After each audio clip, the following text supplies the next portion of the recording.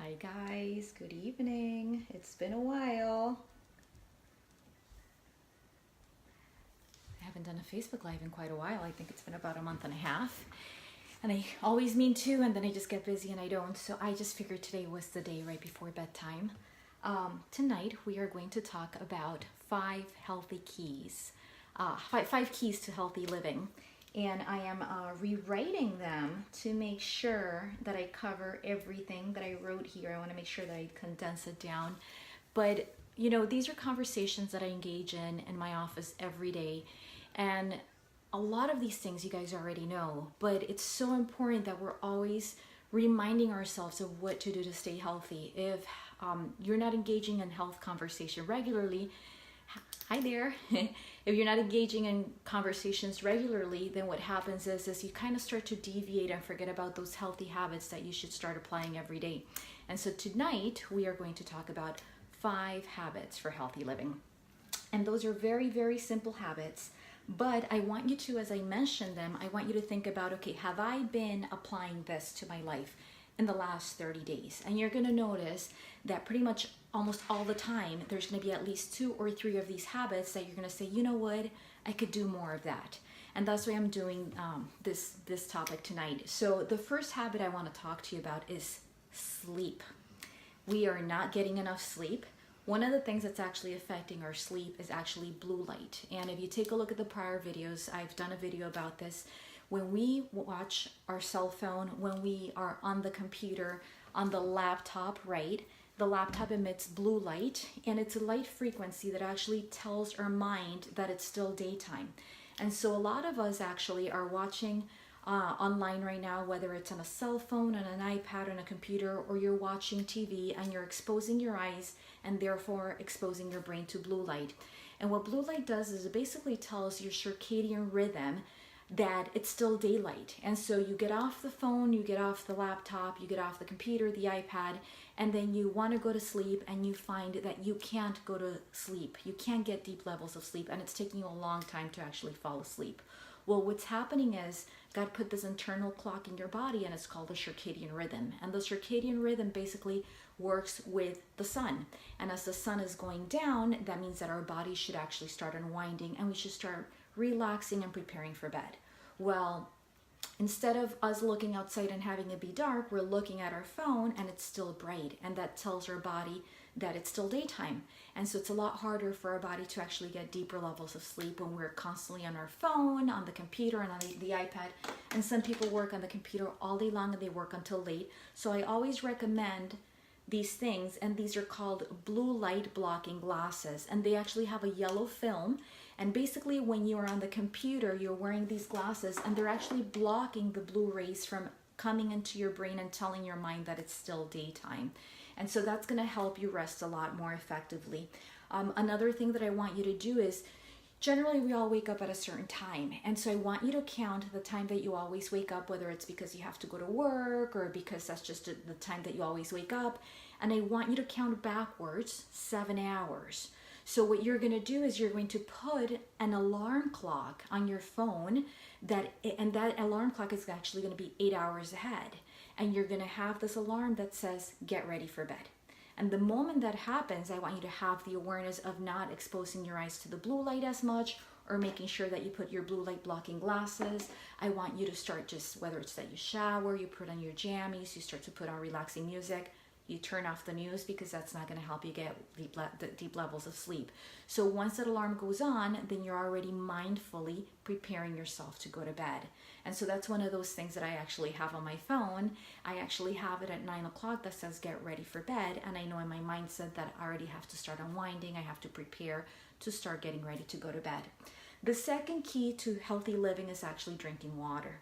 And that's something that most of us never do enough. Unless you're walking around with a gallon of water, most of us are walking around dehydrated. And one of the things that I love to do is I have this water bottle, which I left in my bedroom. I have this water bottle, and I actually try to drink 2 or 3 of those a day.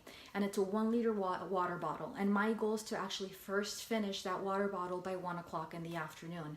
Then as I'm taking care of patients in the afternoon, my goal is by the end of the evening, drink a second water bottle.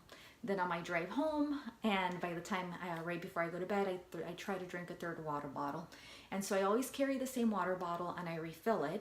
And my goal is to actually count them 1, 2, and 3. And there's days that I do 1, there's days that I do 2, there's days that I accomplish 3. But that keeps it in my mind to always make sure that I'm actually hydrating. When I was actually flying back from Italy, we stopped in JFK at the airport and we had the pleasure of meeting a gentleman. I believe his name was John, and he actually had lived in Michigan and he had moved to Canada. And he was flying back to Pennsylvania to a family gathering. And we started talking about chiropractic, and he said, wow, you're really tiny. How do you adjust these people? You know, everybody's bigger than you. And I said, well, number 1, it's about technique, and number 2, believe it or not, it all depends on how much scar tissue, how dehydrated, and how long that person has had a misaligned spine for.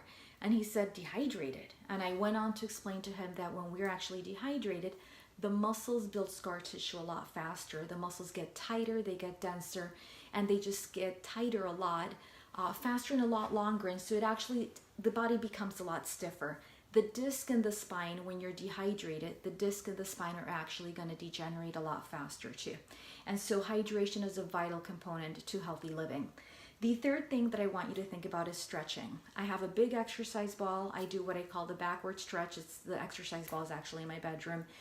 We have exercise balls in my office, and I teach my patients how to do backward stretching to open up the spine, open up the ribs, stretch the intercostal muscles, which is actually the muscles in between the ribs. And when you actually do this backward stretch, it helps stretch your spine, hydrate the spine, and stretching is a vital component. I also have a yoga mat in my bedroom that's always open and it's always ready for me to go out there and stretch, and I'll actually be doing some of that tonight. Most people just kind of wake up, go about their day, and then go to bed, and they don't stretch either in the morning or at night. So that's another third vital component. The fourth vital component for healthy living is what I called mindful eating. And mindful eating is making sure that you kind of think ahead about your lunchtime and your breakfast and your dinner, and you don't just wait around until you get hungry and eat the first thing that gets in your way. Or you don't wait until you get hungry driving home and then you just kind of pull over and eat a McDonald's or a Subway, or eat some fast food that has a lot of sodium, a lot of saturated fats, and a lot of preservatives.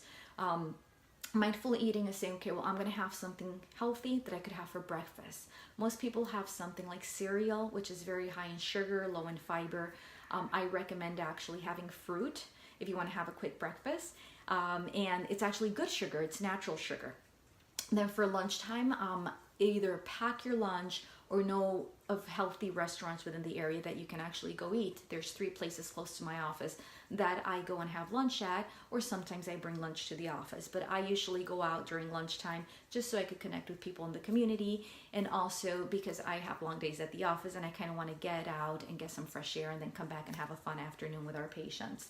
And then let's see, with regards to eating, you want to avoid processed food, carbohydrates, meaning pastas, breads, anything that comes in a box, anything that has preservatives. I always tell people, keep it 80-20, 80% vegetables and fresh fruits, and then 20% animal proteins. Definitely have more vegetables or more salads than the animal proteins. And yes, you can have bread, just don't have it every day. Yes, you can have pasta, just don't have it every day. By the way, those of you that know that I was in Italy a couple of days ago, oh my God, the pasta was so fresh and delicious. Definitely does not compare to the pasta here. Next time I go, I'm gonna learn how to make some fresh pasta because it was just delicious. It just melted in your mouth. And then the fifth and not least, actually one of the most important things is to actually have a clear nervous system. And what a clear nervous system means is making sure that the brain has full connection and communication with the rest of the body. Why do we want the brain and the body to communicate? Well, the brain is the most important organ in your whole body. We actually have 11 systems in the body. We have the cardiovascular system, the digestive system, the reproductive system. Well, out of all the systems that we have, one system controls the other 10. So out of 11, one system controls the 10. And that's actually the nervous system. And what happens is you want to have a clear nervous system so that your heart is getting 100% energy from the brain to the heart, The heart can tell the brain what its needs are, and there's always constant communication back and forth.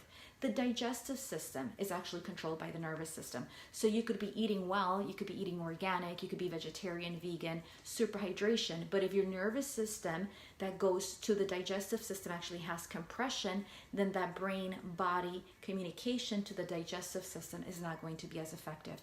So a clear nervous system is so vital, especially having a clear neck. We can get neck trauma, whether it's at the process of birth, like it happened with me, where they actually took me out with forceps, misaligned the left side of my neck, and I started suffering with horrendous migraines when I was a teenager. Whether it is falls growing up, injuries, falling off a horse, off a motorcycle accident, car accident, you name it, these things called trauma. And when we get trauma to the neck, all those 7 very important little bones that protect the spinal cord start to get misaligned, and then it compresses at the nerve. And most of the time you don't even feel it, but when you have that nerve compression, it can actually interfere with your health expression. So you want to make sure that you get your neck checked. You want to make sure that you get it aligned. And I've had people talk to me or message me after I do some of these videos and say, well, I did chiropractic and it didn't work. Well, most people don't even know that there's over 200 chiropractic techniques, and you may have tried one technique, you may have tried 2 techniques, and it didn't work.